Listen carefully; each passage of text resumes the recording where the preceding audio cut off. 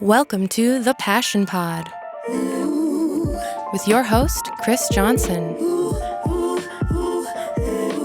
Thanks for joining us. Now sit back, relax, and enjoy the feature presentation. Season 5, Episode 5.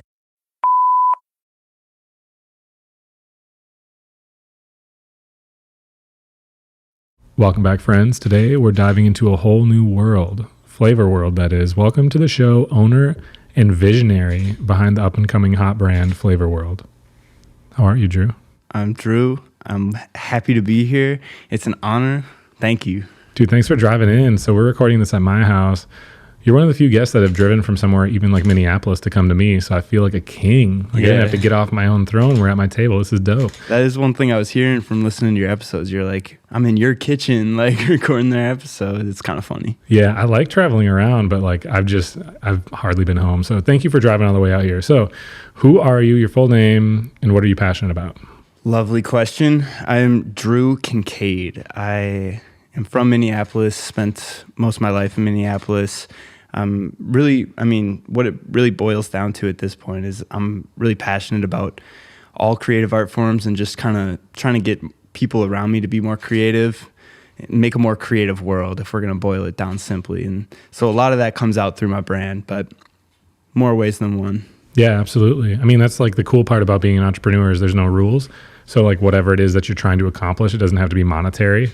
You can kind of just work towards that and nobody's like in your way. So what all do you do currently? You own Flavor World, but in general, like how do you spend your time? What do you do these days? Yeah, so Flavor World to me is kind of a answer to a problem I had where I was really interested in all these different creative mediums where I wanted to make skate videos, I wanted to make skit videos. I wanted to make clothing. I loved to paint. All these different mediums were drawing my attention. And Flavor World to me was a way of bringing those all together into one product that I could monetize and I could kind of make a living off of and continue to grow. So it's a big question, but I do a lot of different things. Currently, my focus largely is on videos. I make rugs now. I paint pretty much every day. Clothing is always on my mind, so a lot of different art mediums occupy my time. What's bigger right now, doing your artwork itself or doing the brand? Well, to me, the brand is artwork in a way where it's cool how I can build. It's like it feels like half human, half painting almost, where I can like create this thing that has like a personality. But I spend a lot of time doing things like painting too. So honestly, probably more of my time goes to art right now. Even though I consider it all art in a way, I do think at the moment I am focusing more on art. I don't have too much on my website. I'm making videos and painting things more for me than for the public and money reasons. Sure. So you grew up in Minneapolis. How did you getting into art go? When I was young, I was into like print graphics class when I was in high school, and I would dink around on Photoshop and stuff, and that was kind of like my introduction to like branding stuff. That's kind of what I started playing with, and painting didn't come till like way later for me. When did art kind of become a thing? Because I know Flavor, like the brand itself, was like a little thing when you guys were young. Can you kind of tell me the whole art story? Mm-hmm. Yeah, so it started young when I was in 7th grade. It was just kind of this thing we wanted my friends to represent us, but it faded out and we didn't really think about it for many years until I was already deep into education at a university. I was going to University of Minnesota for engineering, and that's a good way to put it, where pretty much all of my life, all of my upraising, I was very focused on math and science. My father's an engineer, and I just like immediately was able to sign off that that's who I am, that it was what I was good at. I didn't even try art. I didn't even think about art. I didn't think about making things at all. Well, I did think about making things, but it was through the framework of engineering where, I'll make products, I'll make buildings, I'll make a car, that was kind of the way that my creative itch got scratched. But it wasn't until 2 years of engineering school that I'm trying to think about how it even started. I think I was just drawing all the time on my notebooks. I kept thinking about it, and I had a friend that was just like, yo, you should put these on shirts and try to sell them to friends. And I was like, that's a crazy idea. Like, okay, maybe I'll look into it. I went online to like custom ink, see how much it cost to make shirts. I told my friend, like, this is how much it would cost to make shirts. And he immediately, this is one moment that just changed my life, where he was like, that's weird. Like he didn't expect me to go online to make the shirts. He was like, I thought you would make them yourself. And that was just this big like perspective shift, where all of a sudden I went from like it put me in the driver's seat. It felt like, where now it's like, oh, like I am a creative. I can do things like that. So from there, first thing I just tried to paint on a t-shirt, and it was terrible. And then but that was all it took to get me completely hooked. Learned how to screen print after that. One thing led to the next, and here I am. But with art specifically, that journey started even later, probably a couple years after I started Flavor World. I had a friend actually that he knew I liked to draw, but I had never painted before in my life. And his cousin, just connections, his cousin was hosting an art show, and they needed one more person. And they reached out to me to be in that art show. And that took me by surprise, because I didn't consider myself to be an artist. I didn't think I made art. I was still in school as an engineer. And I was like, this is crazy. And they accepted me into this art show. And just, I remember like having that conversation, going home and just like painting for like the first time ever. I had painted. And that was like this new thing for me to try. I had drawn a bunch, but I hadn't painted, and started to explore painting. And I think a lot of that was just the confidence aspect, where these people were allowing me to have me in their art show.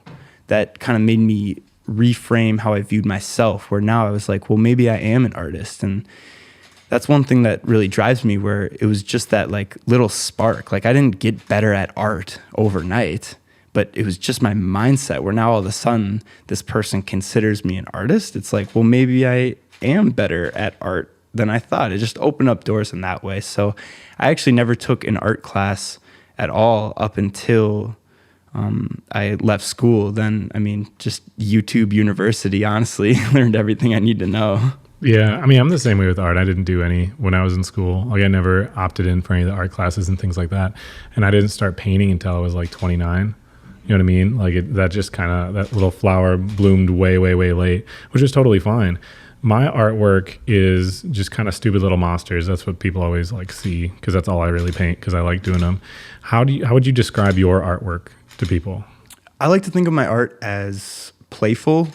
The ideal creation for me, the holy grail of my art would be something that a 6-year-old can look at and love, and a 60-year-old veteran art critic can look at and love. Where it's so simple that anyone can find value from it, but it still has enough intricacy and depth to it that someone that really knows what they're doing can see what I put into it. I don't think I've gotten there yet, but that is kind of the driving force of having this super simple thing that still contains a bunch of complexity. Yeah, I listened to a different interview with you, and you made a point that I make to people all the time, saying that I'm excited by seeing something I haven't seen. It's not necessarily like that how incredibly good you are, like skill-wise. It's whether or not it's unique, right? Like that's a huge part of it. If you can make something that other people haven't seen, that's when people really like it. And you can take something simple like that, and then you can kind of master that too. You know what I mean? So what was the first thing that you ever remember creating as far as like art goes? Immediately what comes to mind is, well, my brother, he's an excellent musician. He's just super talented with it, pick up any instrument and he can do it. And I'm still to this day not that good of a musician, but being around that, he'd be playing guitar and he'd be like, Drew, I need someone to play drums. So I'd pick up the drumsticks and play some drum sets. So the earliest memory is probably music, but the thing that I feel like I found first that I really gravitated to was videos. I would always want to make videos with my friends. I always wanted to make skate videos, make goofy videos, make serious videos, make just something about having the camera and creating that way, and then being able to create an edit room as well is just the coolest thing to me. So videos is probably the thing that took me the earliest, but through the years I started to doodle more and more and had a lot of fun with that as well. Well, it's cool because, again, when you work for yourself, you can make money doing anything. So as you build skills, whether it's like video or whatever else, you can still incorporate those skills into the things that you do. You know what I mean? It makes you a more well-rounded person in that kind of way. kind of described your artwork already, but like, how would you describe it to somebody if they didn't have a picture to look at it? Like, how would you describe what it looks like? I would say it's colorful. I love colors, but more so I would kind of explain that like I don't have much technical ability. I mean, I've never taken an art class. I don't know how to like blend things or like perspective. Like I don't have much of that like technical knowledge more than just what's intuitive. So largely, I like to think my art is kind of conceptual, where I put shapes in a certain way that looks pretty to the eyes. I put in certain patterns and certain words in places that you might not expect. So I would kind of describe it that way, where it's colorful and conceptual. Sure. When did you do like the sweater you're wearing right now? I've seen that font a bunch of times. You must have created that, I assume. When did you do that? Oh, whoa, you have that tattoo? That's sick. Yeah, well, it's just kind of this like 3D font. I don't know. It just kept coming to me. It just kept, I mean, are you talking about this specific font? Yeah. This one I made sometime in 2018, 2019. It was before a drop. I just needed, new design. And usually to do the drops, I sit down and cram them out, which is not how I like to create, which is why these drops are the most interesting love-hate thing for my creative life. But I really like sit down and I'm like, okay, I need designs. And I used to go to the library and just like put in music and just draw, sketch 100 things. And then from there, narrow it down to 10. And then from there, run that by my friends, see what they got to say and go from there. And so this was just kind of an iteration of that. And eventually I decided to give it a try and stitch it out. And I mean, yeah, I really liked it. I love the drop shadow 3D look to things. Such an easy way to add depth, literally and figuratively. Yeah, dude, I think it's super sick. What are you going to do with your artwork? Like, what are your goals with it? Are you always going to have your artwork be pretty much just the brand? Or are you trying to do like art shows and stuff separately with your paintings and creations? I definitely want to separate myself from it a bit because the vision for Flavor World is more of a collective of artists. And right now it's mainly just me. It's not at all just me, but behind the scenes and the output of content or the production and output of content is largely just me. The vision in the future is a larger collective of more artists that I would be a part of. But at the moment, I'm pretty intertwined with what the brand is doing. And so, yeah, the vision is to kind of separate from that and bring on more talent anywhere I can find it. Sure. I mean, your life, you're supposed to evolve, right? Naturally. And you don't want to be continuing to do the same role that you currently do forever. Otherwise, there'd be no growth and it would get boring, right? Mm-hmm. Anyways, so this part of the show is something new that I kind of stole from another show that I listened to. Have you ever heard the Bunt Live? I've not. Okay, you're a skateboarder. This is the second biggest skateboarding podcast that exists. It's two dudes up in Canada, Seifa and Donovan. Anyways, they do this thing called Rapid Fire, mm-hmm. right? And it like has been done before. But anyways, if they ever listen to the show, which they should, sorry for stealing your idea. It's a compliment because I like what you do. So anyways, I'm going to ask you a series of questions and whatever comes to mind first, just respond with quick. And we can elaborate after the fact if you want to. Got it. Are you down? You ready? Down. Is your brain like just fucking ready to rock? Ready, brain cool. ready to rock. All right, 3, 2, 1. Favorite color? Yellow. Last meal you ate? Spaghetti. Favorite beverage? Water. Favorite pastime outside of artwork? Skateboarding. Childhood hero? Oh man, that's a breaker. That's a breaker. That's not a quick answer. I froze on that one. I have no idea. I'll throw out Andrew Reynolds. Who's your current hero? Andrew Reynolds. Perfect. Favorite place you visited? Hawaii. Dream destination to go to? Japan. Favorite cartoon? SpongeBob. Favorite music artist? Sage Young. Loud or quiet? Loud. Salt or sugar? Oh my God. Sugar? What's your guilty pleasure? Sugar. Someone you would love to work with? You. Favorite piece of art you've ever created? This one painting I did that I was absolutely losing my mind during, and for some reason that made it better. Perfect. Okay, so that's it. That's all of them, but I want you to elaborate on that last one then. Describe what this thing is better. The painting that I was going crazy during? Yeah. I don't know. See, I hate the stigma of like, you gotta be sad to make good art or something. And I don't think that's a requirement, but it does kind of help. Like when you need to like release a certain emotion, and an art form allows you to do so. And that's kind of what it was. I just had this like really bad experience doing it was actually an art commission for someone that just went terrible. And they just ended up like not liking it and completely denied it and went a separate route. And I took that really to heart, which told me I probably shouldn't be doing too many art commissions. But from that, I kind of lost my mind for a night and painted a really cool picture. What does it look like? It's colorful. It's a lot of layers to it, which was the intention going in, where it's just like so often with my painting, I put a lot of thought into what I'm going to do. Like I view my paintings like an engineering problem, where it's like a problem that I need to solve. So like I'll put a bunch of stuff on the canvas and then work it out.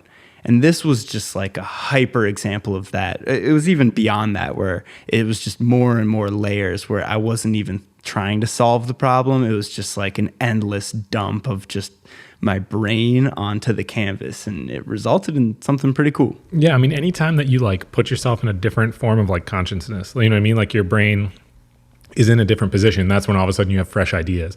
That's why people always like travel to want to go paint or something to find inspiration. You got to put yourself in like a different spot. And when you can have emotion like that, when you actually care about, a piece of art that you create, I feel like usually you can kind of see the emotion in it, which is kind of dope. So a lot of people, when they're an entrepreneur, kind of already had that vibe going in, like they're already doing stuff. Like for me, I already was in sales for a long time. I already was managing stores, thinking like, I like doing this before I opened mine. What was your first taste of entrepreneurship? Was it Flavor World? It was absolutely not Flavor World. And that's one really interesting thing for me to reflect on, is that it's always been like a part of my past. I just never realized it, or I was never shown in school that you can be an entrepreneur or that sort of thing. So from the early days, I mean, I had a few like lawn work businesses. I had probably the first thing I ever did was I would draw flowers for people. I was probably like 6 or 7, and it was just like a cute thing that my mom was like, oh, like, hey friends, you want to buy one of my son's terrible drawings for $5? And they did. And so I sold some. I had a massage business where it was just with my family. Like I'd give my brother a massage for like $0.25. I had a duct tape like products business. I would like make these like duct tape wallets, duct tape like iPod Touch covers, and I'd sell those for a while. So no, Flavor World was not the beginning of it, but it was definitely the peak of it. Yeah, well, I mean, that's so funny to like imagine. Like you're the type of dude that made duct tape wallet type stuff. Oh yeah, that's sick. Okay, so what's the actual story behind Flavor World? Excuse me. Its name, its concept. What is the mission for Flavor World? Yeah, so Flavor World to me, it's interesting because. So what it means to me is like the flavors of life, right? The things that taste good, the things you want to do. So I'm really passionate about trying to get other people to chase their passions and chase what interests them. And so it's this interesting thing for me where, for me, Flavor World, it is and it was that flavor that I was supposed to chase, where I would be in engineering school and all I was thinking about was Flavor World. And it was just this dream that, my friends in school, where they were just like, you shouldn't do that. Like it's a little risky, being a little cautious of the risk. But once I really went for it, I realized it's totally possible. And like anyone can like find this thing that they like and really go for it and double down on it. So Flavor World is largely that. And I mean, the name's too perfect because I said I started it in 7th grade originally. Back then it was just called Flavor. And I don't know where that originally came from, flavor back then. It's just a word that appeared, I guess. But once I was in school and I decided to take flavor seriously, I felt like it needed more that's not too unique. Originally, it was going to be flavorware, literally just because I thought it was funny that it sounded like Tupperware, just like similar syllables. That was it. And like, I just wasn't taking it too serious at that time, but I knew I wanted to do it. And so, the key is to just start. And I really had that mindset. I started going with flavorware. I went to get the domain and it was for sale for $40,000. And I said, okay, I'm going to get a new name then.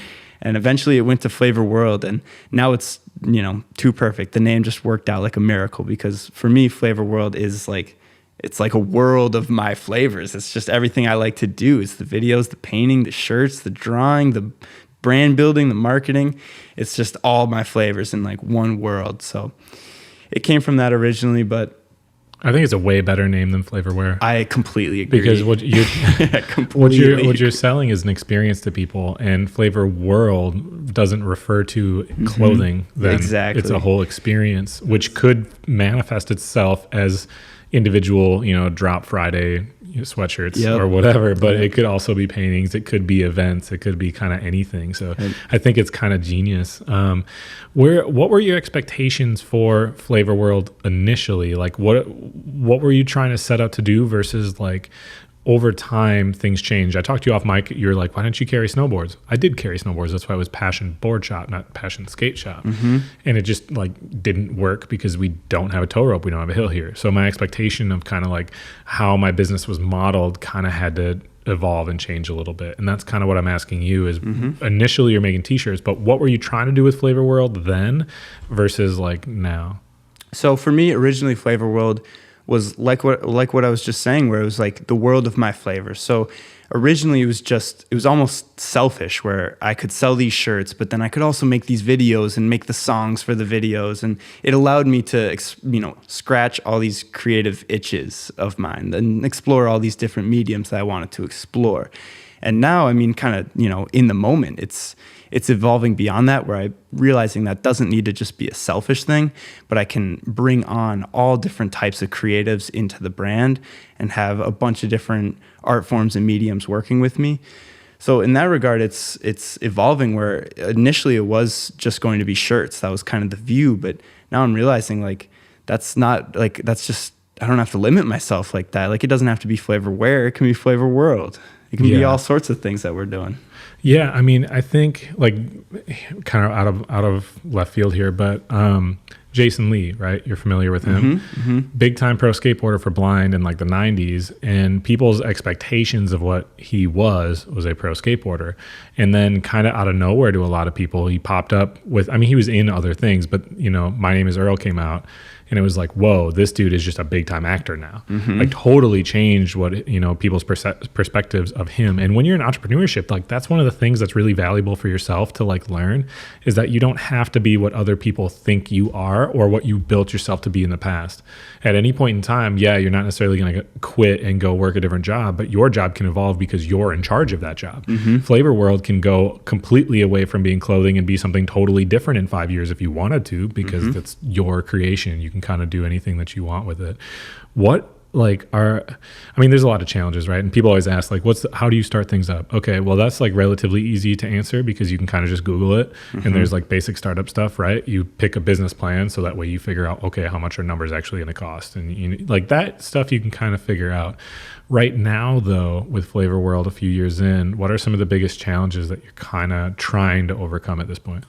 Honestly, at the moment, the biggest challenge is just expanding, growing, finding, like, it's at the time where I need help, I need employees, and I have friends that are down, but like it's a different, like I'm like trying to put someone on the payroll, and that's a big jump. That's a big jump to go from just me doing this for fun, starting to slowly pay the bills off it, to now it's like, well, I'm trying to like hire someone and get a shop of my own and get all these different things going on. So that's definitely the biggest, issue, or that's definitely the biggest problem, or what was even the word? Yeah, the biggest challenge. The biggest challenge. Yeah, that's definitely the biggest challenge I face currently. I think overall the biggest challenge a lot of people face with, just following their passions or doing something they don't like is honestly like the hardest part about chasing your passion is realizing that it's not hard to chase your passion. Everyone thinks that it's like this big thing, but it really, you just got to do it. And like, that's the hardest part, is the mindset behind it. I think so too. And then one other thing that I always try to warn people when they're when they are an entrepreneur is like, you got to always remember why you did it in the first place, right? And it's because you wanted to be able to create and you wanted to be free to do these types of things. And this is the reason I'm bringing this up is because people all the time have asked me about like, why don't you do a second location, or why don't you expand? I'm like, well, that takes away from why I wanted to do what I did. Yes, there's more opportunity for more money, but now all of a sudden it's a lot more things I don't want to have to do. You know, what I wanted was to basically build a little clubhouse for all the skateboarders in town. Like, that's what I wanted to do. And I did that. And a bigger location kind of takes away from that, because now all of a sudden I have to hire, more staff members that may or may not know what they're doing. And now I have to be open longer hours, and I have to try to appeal to people that don't skate in order to pay for the bills for a larger location, like all those types of things. So that's one thing to be really careful of. And that's why it's such a big challenge when you're hiring people, is like, what things do you really want to like give up? Because all of a sudden now it's not just your creative outlet anymore. There's other people involved. How much do you want to give up for the sake of expanding? And navigating through that is so different for every person, and like such a struggle to figure out where you want to be with it. You know what I mean? And just finding that balance. And that reminds me of a conversation I had with, do you know the clothing brand The Hundreds? Yeah. I got to Skype call with Bobby Hundreds once. He just tweeted like, anyone want to talk? And I just replied right away, and it worked out. But one thing I asked him was, I remember in his book, he wrote about how he struggled, where once his brand started to get really big, the original core supporters felt like they were losing something, and they were kind of sad. They were almost mad at him for getting so big, because it like diluted, didn't feel as special. It didn't feel like it was their thing anymore. And so I asked him, like, because my plan is to grow big, but I never want to lose that. I want to like stay with these core people. And so I asked him, like, with the wisdom of the experience of going through it, do you have any advice for me? And what he said was that it's important to realize that it doesn't have to be for everybody. It just has to be for somebody. So finding the people you want to talk to and finding the people you want to work with and doing it that way. And that was big for me, because originally, early Flavor World Drew was just like, I'm going to grow this huge. I'm going to be global, stores all over the world, like thousands of employees.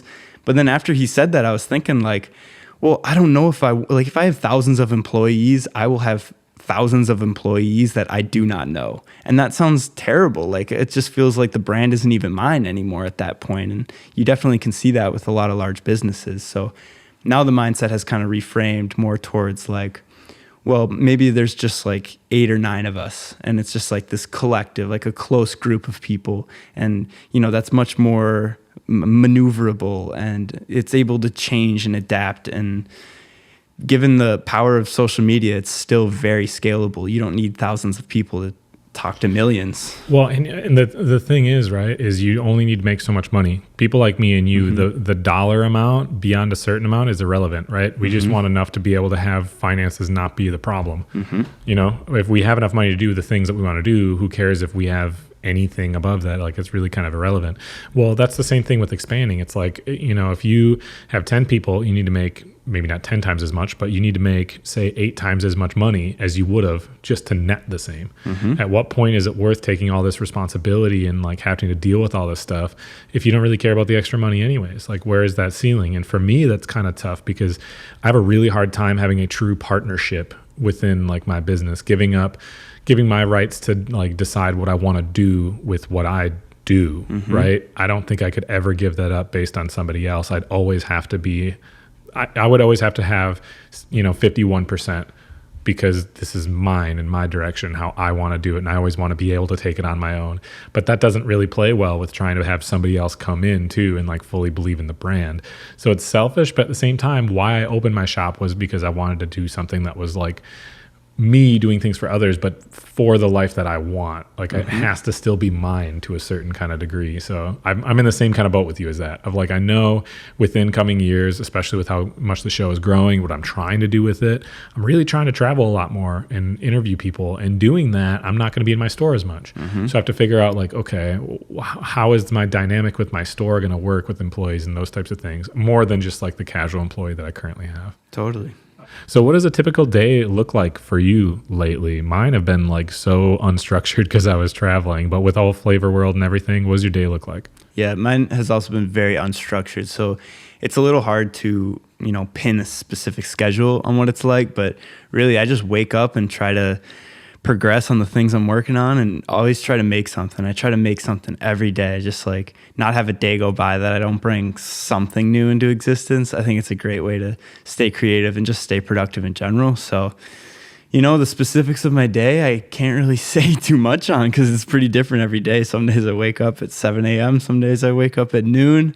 Just kind of wake up and do what the day takes me. Just always, well, first things first, a constant is a to-do list. And then from there, it's whatever I end up writing down.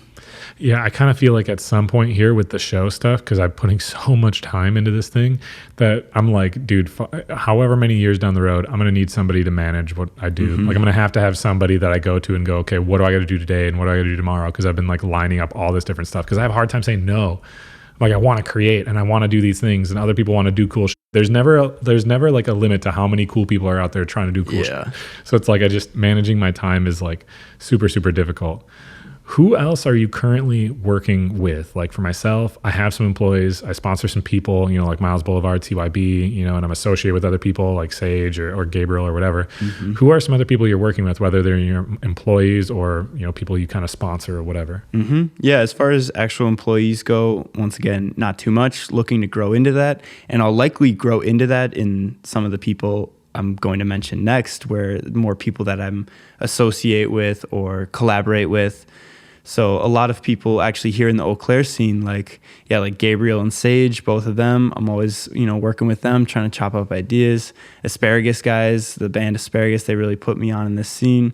But otherwise, any creative I can. Sawyer, the Minneapolis scene is quite diverse with different people doing different things. Skin Tone Studios is this new studio that they're, doing a lot of creative stuff. I really like it. They're young, like, me doing all these cool things. So just trying to really work with whoever's doing something, anyone that is doing something cool, I'm going to try and work with. But as far as actual labor into Flavor World, I'm doing most of that and I'm looking to change that. So yeah, I feel it. Well, that's the fun part again, when you have the kind of outlook that we have. When you have corporations, it's all about bottom dollar, what makes you the most money, versus with people like you and me, as long as we have enough money, we're going to do whatever sounds most fun. You know what I mean? Exactly. Which is like kind of childish to look at it that way. But for real, for me, I definitely don't do things based on whether or not this will make the highest profit with my time. Because if that's what it was, dude, it's way easier to work for somebody else. You'll make more money. You know what I mean? For the same amount of work you put in. But yeah, I know what you mean. When I see cool shit pop up, I mean, like I was just talking to you off mic, it's like,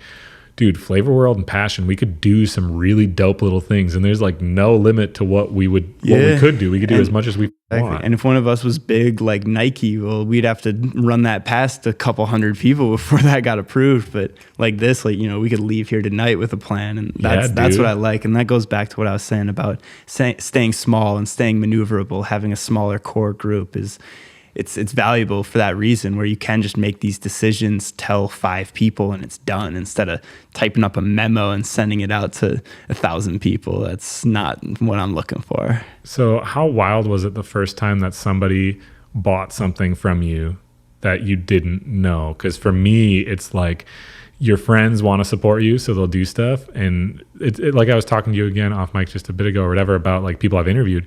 When all of a sudden I started interviewing people I didn't really have a connection to, and they were willing to give me their time like that, it was like, whoa. Or like when the radio station Converge, where I'm on every week, when they were like, yeah, your show sounds great to have it on there. I'm like, I don't have a real connection and you guys actually care. That's so cool. What was like the first time that somebody bought something from you? How did that feel? Yeah, it was actually surprising because it came pretty early, where I first did this release, and it was kind of an outlier too, where it was this one person that I didn't know bought something amongst a sea of my friends buying things, friends and family. And then after he bought something, I feel like I didn't reach any more random people for like another year. So it was just like this one guy, and I asked him, I was like, can I deliver your shirt in person? Just because I was like amazed. Like, it really is a cool thing where, I mean, of course, yeah, like friends, like they'll genuinely like it. Like my mom, she genuinely likes what I'm making, but it's like, they're friends. Like they've been supporting me before I had this idea. So it's something different when someone new sees it and they don't know anything about me or my story or why I'm doing it. And they don't even necessarily care about supporting me. But this guy saw it as a piece of art that he wanted to wear. He wanted to own that shirt, and he bought it. And that was a big like confidence builder and very inspiring to keep going forward and chasing that sort of thing. I feel like it just like legitimizes it for yourself in a way, that it's like, it's not just if you can convince people that don't even know you to be able to support you in that kind of a way, it's like, okay, well, now I can get beyond like this little bubble of my friends and family. I actually see a future with what I can possibly do. So talking about the future, what's up with Drew in the next couple of years? What do you want to do with your brand, your art, relationships, like personally? Where do you want to be, you know what I mean, in relation to everything in the coming time frame?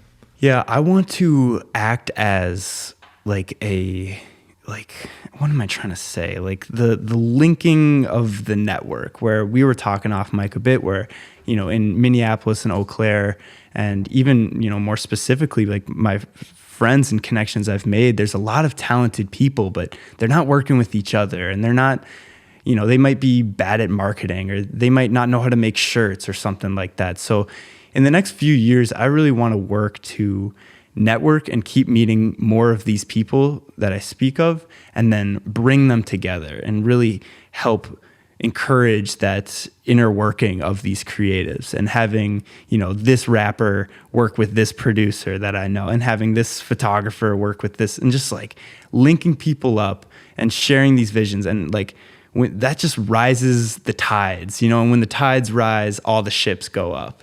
And I think that is where I really want to be myself. I don't want to be in the spotlight or anything. I'm trying to inherently you almost will, where if you're doing all these things. And like we were saying earlier, I'm kind of, at the moment at least, kind of hand in hand with the brand Flavor World, but I want to grow past that and have all these other creatives that I help link up and connect up just through my vision and platform. Dude, Flavor World could be an agency. You know what I mean? Yes. Where it's just a collective like that, where everyone's housed underneath one thing. And that's kind of the weird, cool thing that's like a parallel. And I talked to you again about this like off mic, about how I just see a lot of similarities. You're quite a bit younger than me, but you're kind of doing the things that I was doing in a similar way.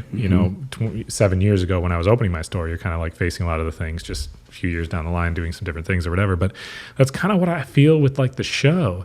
Is I inadvertently am now like the center of a web of creative entrepreneurs for the most part. And it's like, holy shit.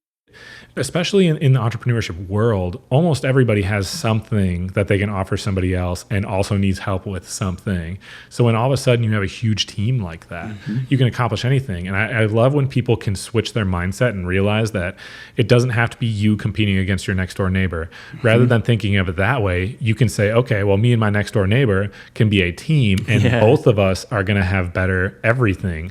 You know what I mean? Because you're not too worried about beating that person. You're going to do better because they're doing better. And then when all of a sudden that next door neighbor turns into 5 people in the collective, in that whole clique, and then all of a sudden you have 50 people in it, then everybody just continues to benefit more and more and more. Exactly. I just want to be in a position where someone asks me for album art, and I can refer them to 10 different people with 10 different styles, and they're all willing to work, and just keep that going. And actually the vision kind of goes, a little more specific than what I was saying, where I like to call it a creative record label. That's kind of where I'm heading right now. It's kind of where the trajectory of Flavor World is set, where it's a record label. They have these resources. Like if you sign with a record label, they can get you studio time. They can help book shows. They can help produce, the actual physical product and ship those out and get you to distributors. They have these connections and network that you can utilize by signing with them. And the vision is kind of that, but for a lot of art forms, where, a painter, I find a cool painter in Minneapolis that I just like give them all the resources they need. Like, hey, I can get you in these galleries. I can get you exposure. I can help you find your style and learn what you got to do. Or a potter, ceramics. I don't even know the word. Pottery maker. Yeah, a pottery maker. Like just touching all these different art forms. And a videographer, like letting them use my equipment in my studio, or even giving like grants. I think that's something I'm super interested in, is giving grants to up and coming people without any expectation of something in return, just helping them embark on their journey. And I feel like, looking from my own experience, when I look back at the people that helped me get started on my journey, I don't technically owe them anything, but I feel like I owe them my life. Like I would give them so much. If they ask a favor of me, I'll give it to them. And it's kind of just playing on that, where it's like giving these grants to 100 people, never asking for anything in return, never expecting anything. But if you give 100 grants to 100 artists, like people are going to like you. Like people are going to want to work with you. People are going to want to like give you their art, you know? And that's how I feel. Some of the people that help put me on and get me started on my art journey are some of the people that own the most of my art, just from gifts and just the desire to give back what they gave me. Yeah, I mean, karma is a real thing, man. And I notice it a lot more in a place like Eau Claire than Minneapolis, just because it's a smaller community. But you run into people over and over again. And if you are able to be the person who opens the door for somebody, you don't have to get anything from it, right? You don't have to. And it realistically, it probably will come back to you anyways in a good way. But if you don't have that expectation and you just help, and this is what I guess I try to tell people is like, I am very open to doing somebody a favor, absolutely. However, it has to be something I can realistically do. So look at what my resources are in that moment and what can I offer you? If I can, great. Yes, it's that idea of like, if you're walking and someone's directly behind you, of course you're going to hold the door open. However, if you see somebody getting out of their car and they're 50 feet away, are you going to stand there until they get there? Yeah. Probably not, depending on who it is. And there's anywhere in that spectrum, right? Of like, how much are you willing to give, you know, to other people? But something through a brand, and again, through entrepreneurship, it's beautiful when you work for yourself because you don't have to go to a committee and say, how much can we donate? How much can I do this? What can I do this way? Some people, all they want is a t-shirt, you know? Like I had Darton Weaver on the show, and his is one of my favorite episodes. I want to say that was season 3. But all I did without even thinking about it was give him a sweatshirt. Like when he was in high school, I just gave it to him because he was working on some videos and stuff. And he was like, he wanted to pay me to wear it. Like he wanted to pay me to buy a sweatshirt to then wear it in his video and tag me. And I was like, no, dude, you can just have it. Like, here you go. So I gave him a hoodie, not thinking anything of it. But then, you know, I see years later, he tells like a whole story about how he's been bringing this thing all over the country. And I was the first person to like tell him that you should do this type of thing. And it was, to me, it was such a small little thing. Like I didn't think anything of it, but it touched him for whatever reason, you know? And if you do that, those types of things, they just tend to happen. So talking about, well, actually, we should address that really quick. Who are some of the people that really helped you? Yeah, a big name that comes to mind right away is Nate Bloomquist, who does Common Apparel, a Minneapolis brand. I just remember right when I was first starting, I just like had this idea, like I want to do a clothing brand. And, you know, he had one. He's a few years older than me. He was pretty established. And I sent him an email just like, hey, like, I got this idea. I want to make these shirts, you know, 3-sentence email. And he sends me back like this novel of just like advice, like going into like the business, the money, like make sure you always have this on hand, like make sure you don't do this. I did this and it went wrong. And just gave me this advice. And that really sparked things off for me because I didn't take myself serious and he took me serious, which gave me that confidence once again, just to give it a try. And that was really powerful for me. And another person is Blee. I mentioned him earlier with the art show, where he let me in the art show when I didn't consider myself an artist. And so when I look back at these people, it's a lot of times like the similarity I see is someone that has more confidence in me than I had in myself, where for some reason they see something or they're just generous enough to give it out. Like maybe Nate Bloomquist didn't see anything. He was just feeling nice and had an extra hour to type up an email. And it could be as simple as that. But to receive that from someone, you know, it really does like can change someone's life and you may not even expect it. And that's definitely one thing I want to do. I mean, I'm trying to like that's one thing, like sometimes people, I'm sure you get this too, but like a DM on Instagram, like, hey, I'm starting this brand or something, you know, right. You know, like got any advice? And whenever someone does that, I'm like, yes, like I have a lot of advice, like just because it made such an impact in my life, I'm trying to like pay that forward and hopefully continue that cycle. See, I think it's the same thing as what we talked about, how like when your friends and family support you, like it's one thing, right? But so you expect somebody to help you out a little bit if you ask your parents for help, you know, whether regardless of what you ask for, you know, they just like have your best interests at heart. But when you have somebody that otherwise doesn't know or care about you, take the time to like help you like that, it like their small action goes so much further, I feel like, you know, not to downplay friends and family, but I'm just saying it's like when you see somebody random like that, I feel like it has a stronger impact on you. It's more potent. Yeah, exactly. It's just like that punch of like, oh, okay, if you think that I can do this, then I can do it, you know, and you have those moments over time, you know, like I mentioned on the show before where I think it was on the very first episode of the show with Miles Boulevard, where Steve Nesser and Tabari Cook, Steve Nesser owns Familia, the longtime pro or whatever. Right after I had opened my store, he drove to my store just to come and hang out with me in my shop and like welcome me to the skateboarding community in that kind of a way. And he was driving past, he was going down to Milwaukee or something. So it wasn't that incredibly hard for him to do that. But to me, like 6 years later, still from when that was around that much time, I still remember it pretty vividly. Like that was really cool. That was really impactful for me, for him to make that little visit when it wasn't like that big of a thing for him. Speaking about like individual moments, when you do pursue these things, right? When you pursue things that you're really passionate about, you end up having really cool experiences, whether you get, to be at an event like an art show or something where like that wouldn't have happened, right? What happens, unfortunately, with most people is when they get into college, they start thinking about bills. Like, okay, how am I going to pay my bills? This is how I'm going to get this job. Then you have kids and whatever else. And all you're focused on is like, how do I make enough money to be able to then spend time with my family? And you kind of forget, and everything that just makes you happy as a person hits the back burner because it's not financially beneficial to you, right? Since it isn't, you just don't put energy into it. A lot of people don't. That's why they fall off skateboarding and everything else. Their hobbies just totally disappear.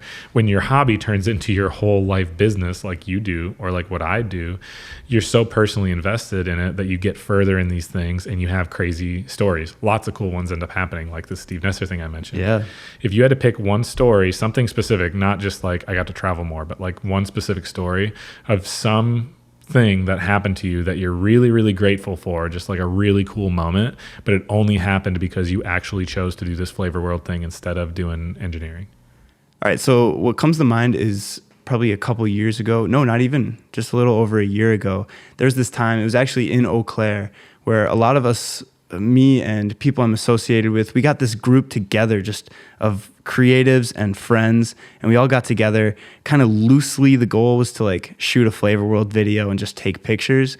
But what ended up happening was just 12, 13, 14, 15 of us were just together on this beautiful spring day, hanging out, making things.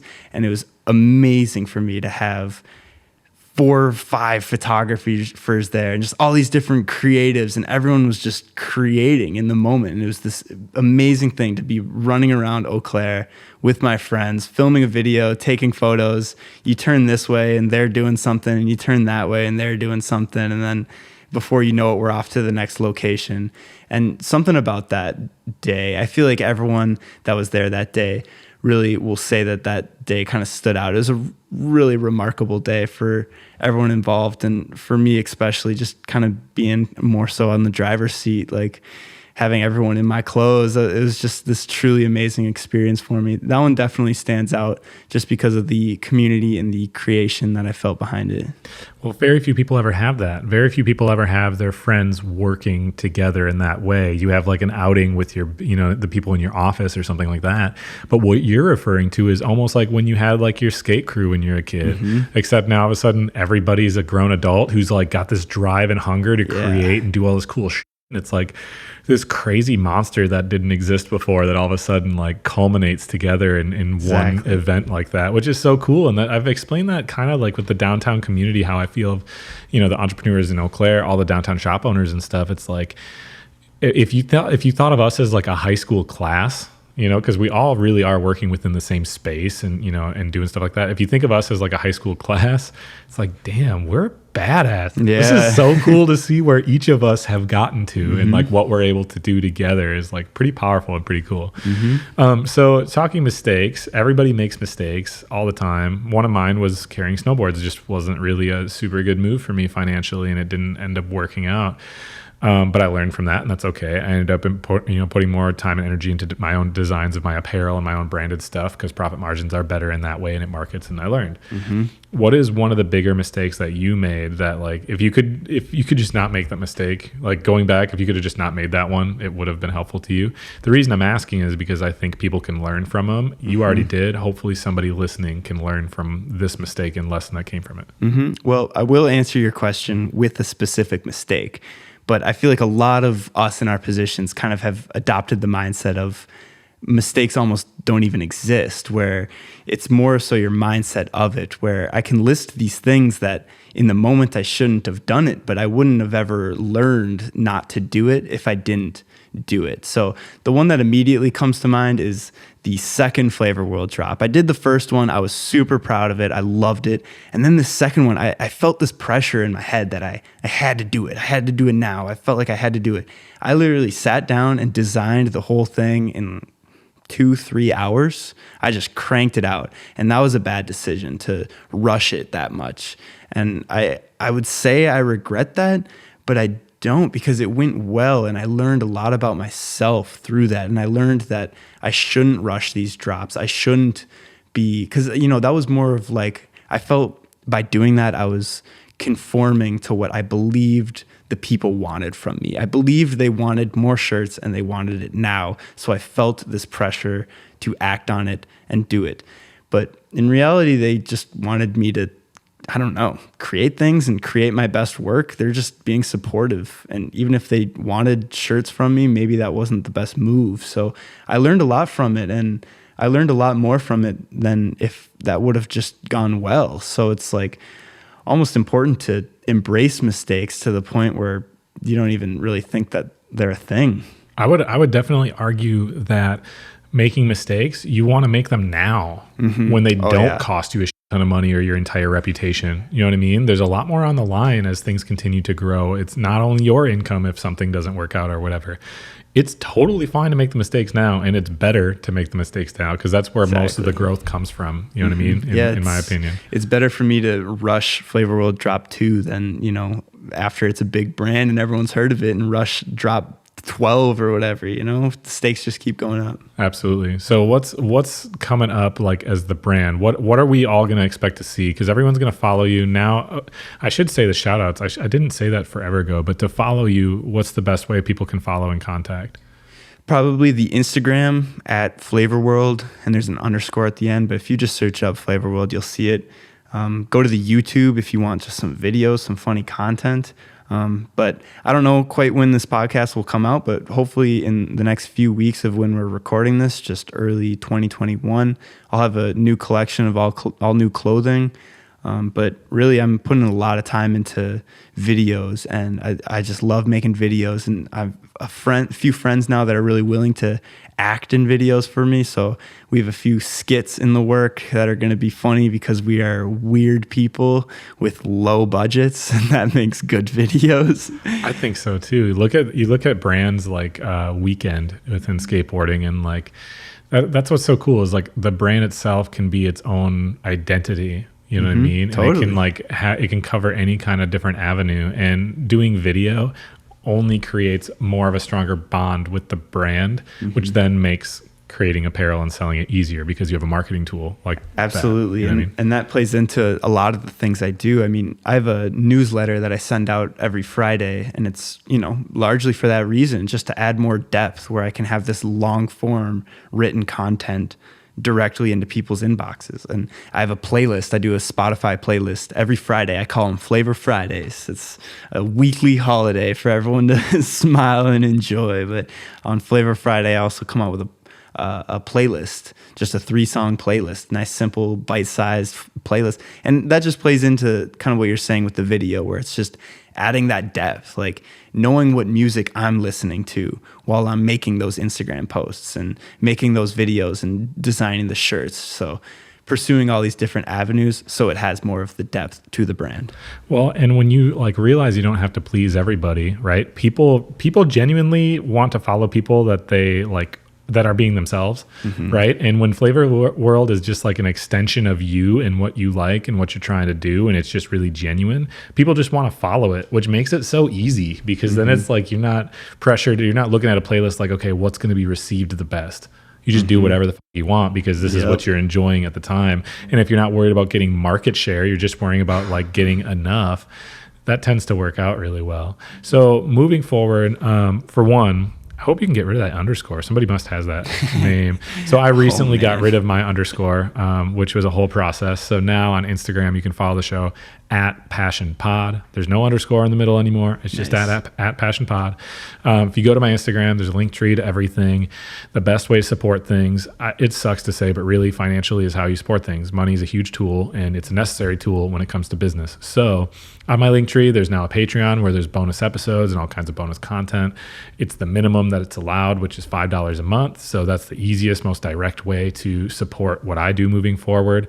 Honestly, if you signed up for the Patreon, you'll probably even forget about the $5 a month like you do about any other subscription. So please do that, forget about it, and you'll notice cool content periodically. So you can do that. Passionpod.org has a direct way to listen to all of my content, as well as it has lots of shirts and stuff, like things that you can buy on there. But the easiest way to support, really, like if you don't want money, is to follow and then hit notification things. Oh, yeah. Like and subscribe, bro. But it's just like sharing the content, and only when it makes sense. If you see something you think is cool, reshare it to your story. Boom, you did me a favor. It costs you nothing. Super easy. Like that's the easiest way to support me. Mm-hmm. If people listen to this episode and they're like, damn, Drew's 22 and he's hustling and he's creating this shit, and I want to be attached to what he's fucking doing, and they want to support you, what's the best way for them to support you? Literally just consume it. Just watch it. Like I have no doubts that after enough time consuming the content, they will, if they hate it, that's all right. Then we know that early and get out of there. But I feel like, I don't know. I don't have that many bills to pay. I don't have any employees. It's quite a nice time. So I'm going to just promote, just consume it, just watch it. Yeah. Turn on the notifications so you can see the posts and just take it in. I'm trying to make it a part of people's lives and enter their thoughts. And I feel like with a positive message of trying to inspire people will be pretty receptive to that. So just give me a shot, consume a few things. I think you'll quite like it at no matter what point you're listening to this podcast. And I will say that even if nothing else, if all you do is send me a DM saying, dude, I listened to an episode and it put me in a good mood. Or if you send Drew a DM saying, dude, you're kind of cool. Absolutely. Like something as simple as that has such a strong impact and just like makes my entire day, and it takes you like 2 seconds. So, okay, we're at the end of the episode. Any other last words? Anyone else you want to shout out? Anything else you want to talk about before we end it? Shout out to my mom, because how could I not? Sure. That's all I got to say.